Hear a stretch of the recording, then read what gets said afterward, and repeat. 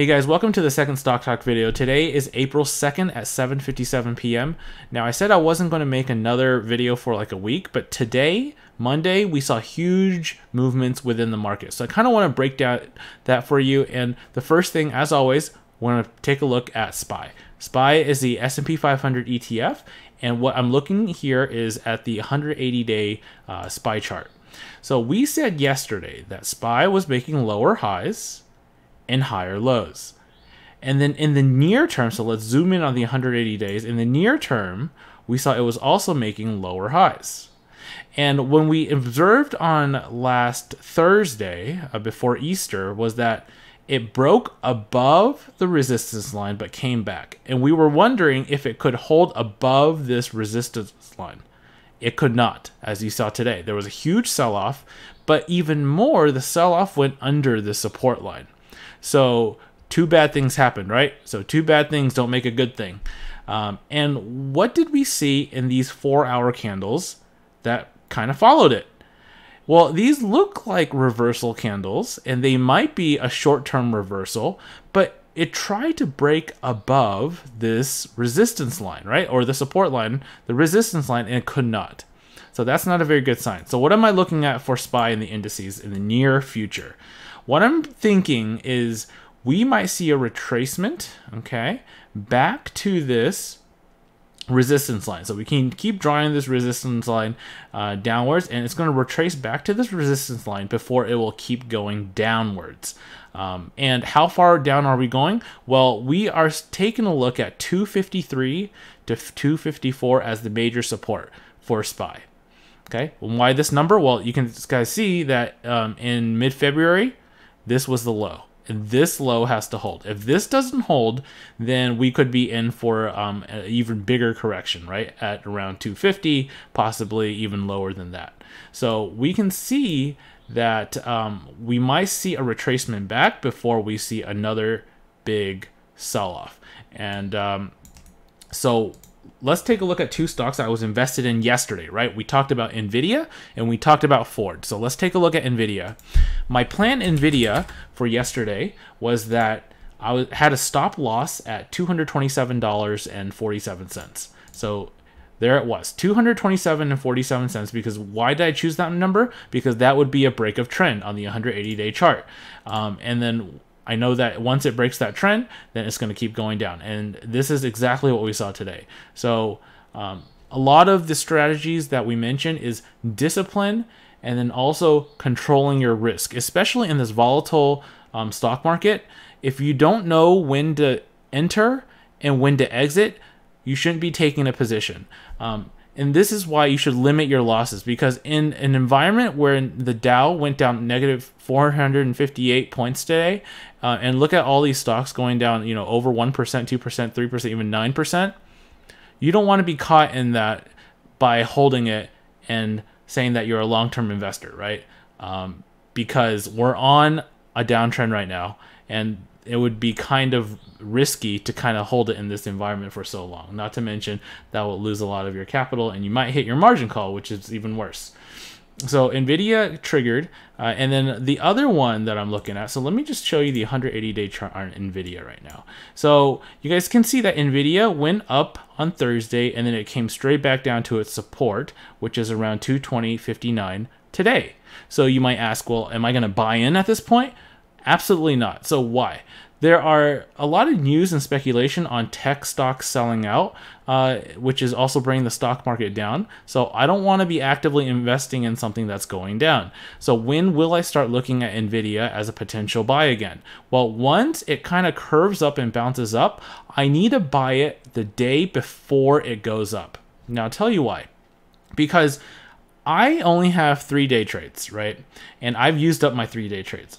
In this volatile environment, you have to buy early so that the next day when it's going up, you can have a chance to sell it. Now, if you're buying on an uptrend in a volatile environment, what is going to happen the next day? Chances are it's already on the uptrend, you caught it in the middle, and the next day it's going to come out and down. And this is what I learned from Nvidia. This is what I learned from Ford. So what you have to do, in my opinion, is, for example, today, Let's take a look. When we see some sort of recovery or a bounce at the support, this is when you could potentially buy in. Did I buy into Nvidia? No, because again, we're at 221.05 and there's no confirmation that it's going to bounce yet. So I would buy it. If you were to buy it today and then sell it tomorrow if you're out of day trades. Let's take a look at Ford.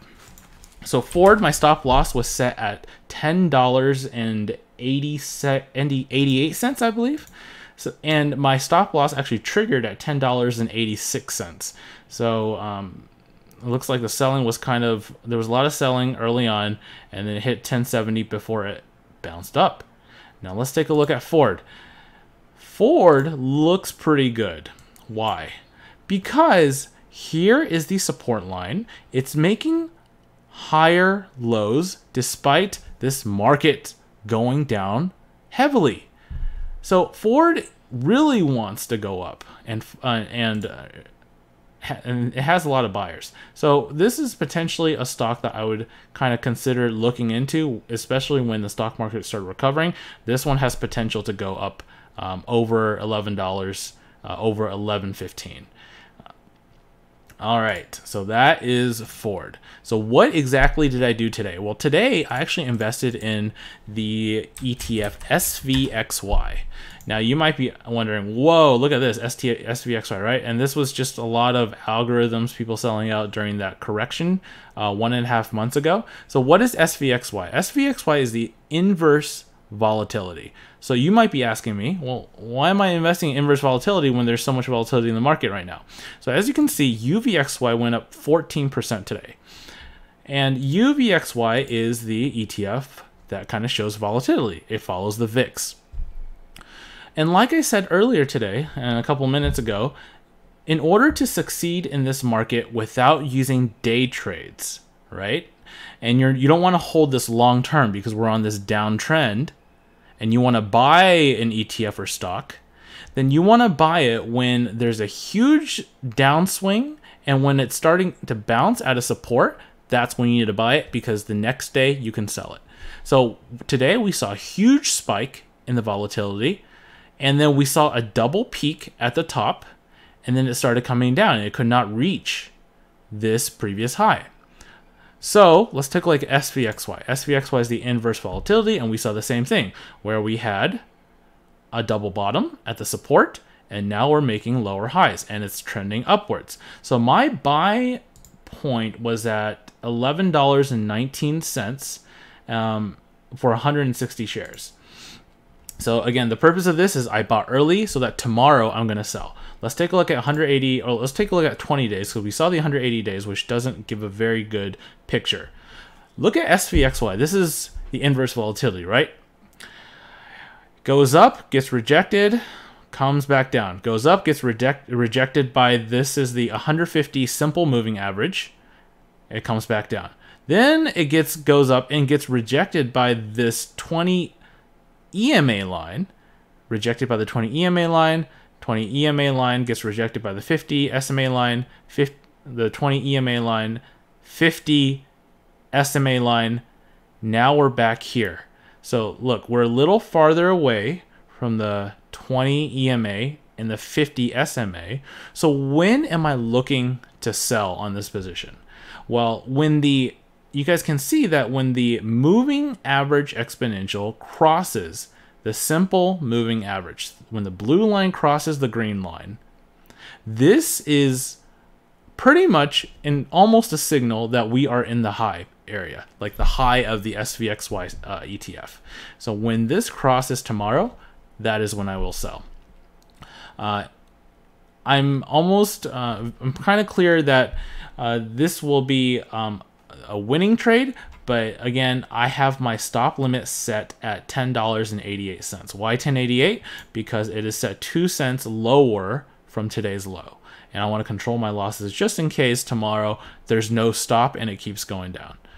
So that is what I'm looking into right now. Now, one more stock I kind of want to talk to you guys about is Kroger. KR. Okay, so here's Kroger, and you guys can see that we have a very good support at this price point of $23.10. So what I'm going to do is I'm going to set an alert when it bounces above 23.57. I want to get an alert right here. Why 23.57? Because then I can kind of see that it's on the uptrend again. And once the market improves, this has the potential to kind of start reversing because it's hit the bottom once, twice, 3 times, right? This is the 4th time. So I'm looking at this stock right here as well. Oh, and one more ETF I'm looking at. I just want to introduce to you guys the ETF LABU, which is the biotech ETF. Now, here's what I'm looking at for this ETF, right? We were making higher lows, but today it came with the market, and came with the market, and boom, it went under the support point. So what you guys can do is you guys can also identify that this area is also a support point, right? Because this is the previous low. So now we can erase this trend line because this is no longer applicable, and this is the more relevant trend line, right? It's a more recent trend line, and we're at this stage. So if I see a bounce, you can at least ride this up to the EMA line. What do I mean by that? Well, you know, here we have an impulse, retracement, back to the 20 EMA. Impulse, retracement, impulse, retracement. We have an impulse. What do you think is going to happen tomorrow? So if the markets are going up tomorrow, there will be a retracement back to the 20 EMA before it gets rejected again, and then retest this support area. So what's the potential for profit in this case? Like, so if you bought in around 70.43, and then you rode this up to, let's just be a little conservative. Let's say that's 8%, right? You rode this up to $76. That's 8% profit. And then you can set your stop loss below the support. So if you bought in there, you can set your stop loss maybe here, 4.5%. If you're a little conservative, you can set it around here at 2.5%. But yeah, that risk to reward ratio is there. So anyways, those are the stocks and ETFs I'm looking at right now. Please message me if you guys have any questions. Give me a like on that video if you liked it. If you didn't like it, try to like it in the future. And I hope to see you guys tomorrow, and hopefully we'll make some money soon. All right, thanks for watching, guys.